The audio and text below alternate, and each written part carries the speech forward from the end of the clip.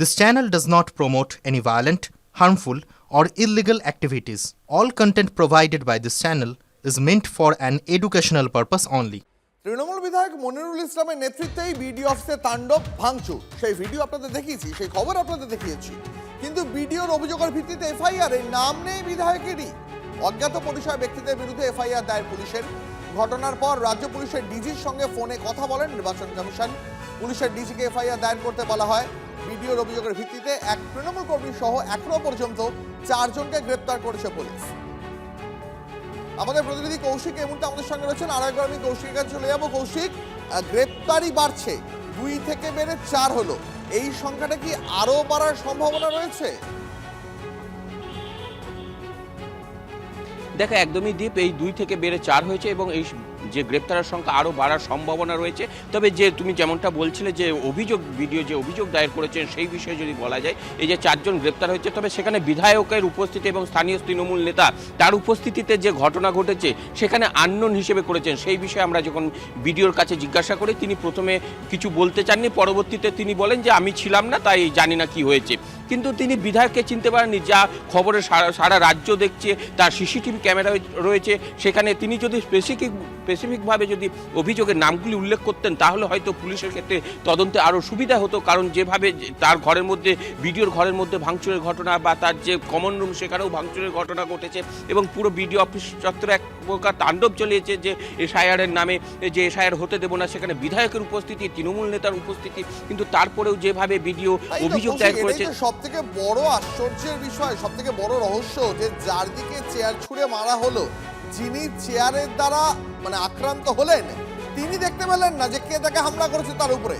তার কারণটা আপনাদের জানাই এই মুহূর্তে। ঘটনার সময় অন্য ঘরে ছিলাম, TV9 বাংলাকে প্রতিক্রিয়া জানালেন বিডিও জুনেদ আহমেদ। এই মুহূর্তে আরো একবার আপনাদের জানিয়ে রাখবো, ঘটনার সময় এই হামলার সময় যখন তৃণমূল বিধায়ক তার সঙ্গী সাথীদের নিয়ে বিডিও অফিসে হামলা চালালেন, তাণ্ডব চালালেন, তখন বিডিও নাকি অন্য ঘরে ছিলেন। TV9 বাংলাকে একান্ত প্রতিক্রিয়া জানালেন বিডিও জুনেদ আহমেদ। চেনেন এনাকে? চেনেন আপনি? এমএলএ থাকে, এমএলএ কে চেনেন না? আপনি এখানকার এমএলএ কে চেনেন না? কোথাও কি ভয় পাচ্ছেন? কোথাও কি ভয় পাচ্ছেন? এমএলএর উপস্থিতিতে হলো আপনি আননোন লিখলেন, কোথাও কি ভয় পাচ্ছেন? কোথাও কি ভয় পাচ্ছেন? আপনি কোথাও কি ভয় পাচ্ছেন? ছবিতে দেখা যাচ্ছে এফআইআর করেছি, কিন্তু এমএলএর নাম নেই তো এফআইআর। এমএলএ বা এই যে এদেরকে চেনেন? এদেরকে চেনেন? পুলিশ তার অ্যাকশন নিচ্ছে। পুলিশ অ্যাকশন নিচ্ছে। এই যে এই ছবিগুলোকে চেনেন, ইনাকে বা ইনাদের?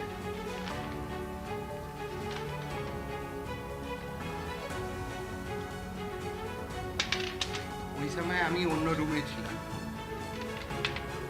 That's all. এসেছিলাম সেই ছবি নিয়ে, এবং ভিডিও সেটা জানান যে সেই সময় তিনি অন্য রুমে ছিলেন, তিনি জানেন না। কিন্তু তার ভিতরে রয়েছে সিসিটিভি ক্যামেরার যে ডিসপ্লে বোর্ড, যে টিভি, সেই টিভিও কিন্তু তার ঘরের মধ্যে রয়েছে। তিনি হয়তো খতিয়ে দেখলে সেই ছবি দেখতে পেতেন, বা খতিয়ে দেখেছেন তিনি, অথচ কাউকে আড়াল করছেন বা কোথাও যেন ভয় পাচ্ছেন। কারণ আমরা যে গতকাল যে ঘটনা ঘটেছে সেই ছবি প্রিন্ট আউট করে এনেছিলাম। সেই ছবি কিন্তু সবাই সর্বসমক্ষে গোটা রাজ্যবাসী দেখেছে। সেই ছবিতে জলজল করছে স্থানীয় বিধায়ক, এবং এখানে দেখা যাচ্ছে যে এখানে জনপ্রিয় তৃণমূল নেতা বাবলু ঘোষ, যার সবসময় এই বিডিও অফিসে আনাগোনা, অথচ তাকে চিনতে পারেননি। এফআইআর যেখানে করা হয়েছে সেখানে এফআইআরে আননোন, এটাই লিখেছেন বিডিও। অর্থাৎ কোথাও না কোথাও ভয় পেয়েছে বা কাউকে আড়াল করার চেষ্টা। সেই বিষয়ে বিডিওর সঙ্গে জানার চেষ্টা করলে তিনি বলেন যে অন্য কোথাও ছিলেন, তিনি জানেন না। তাহলে প্রশ্ন হচ্ছে, তিনি কি ভয় পেয়েছেন? ক্যামেরায় সিদ্ধার্থর সাথে কৌশিক, TV9 বাংলা। ক্যানিং এ ভয়াবহ দুর্ঘটনা, গাছে ঝুলছে অটো, মৃত্যু বাইক আরোহীর। ছবি দেখাবো আপনাদের এই মুহূর্তে। ক্যানিং এর হেরোভাঙা রোডের শরৎপল্লী এলাকার ঘটনা। বুধবার রাতে ওই রাস্তায় একটি পণ্যবাহী ট্রাক দাঁড়িয়েছিল। সেই সময় নিয়ন্ত্রণ হারিয়ে ট্রাক এবং অটোতে পরপর ধাক্কা মারে বাইকটি। এত জোরে ধাক্কা মারে যে তীব্রতায় গাছের ডালে উঠে আটকে যায় অটো। পাশে ছিটকে পড়েন 2 বাইক আরোহী। স্থানীয়রা জখম 2 জনকে উদ্ধার করে ক্যানিং মহকুমা হাসপাতালে নিয়ে গেলে একজন বাইক চালক তাকে মৃত বলে ঘোষণা করেন চিকিৎসকেরা। বাইক, অটো এবং ট্রাকটিকে আটক করেছে পুলিশ। ছবিটা দেখুন একবার।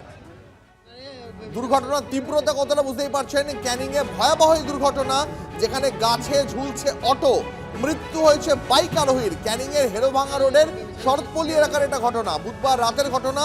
পণ্যবাহী একটি ট্রাক সেখানে দাঁড়িয়েছিল। আচমকাই ট্রাক এবং অটোতে নিয়ন্ত্রণ হারিয়ে ধাক্কা মারে একটি মোটর বাইক। ধাক্কার তীব্রতায় গাছের ডালে উঠে আটকে যায় অটো। ছিটকে পড়ে যান দুজন বাইক আরোহী। তাদের উদ্ধার করে হাসপাতালে নিয়ে যাওয়া হয়। সেখানে চালক মারা যান, আরেকজনের অবস্থাও আশঙ্কাজনক।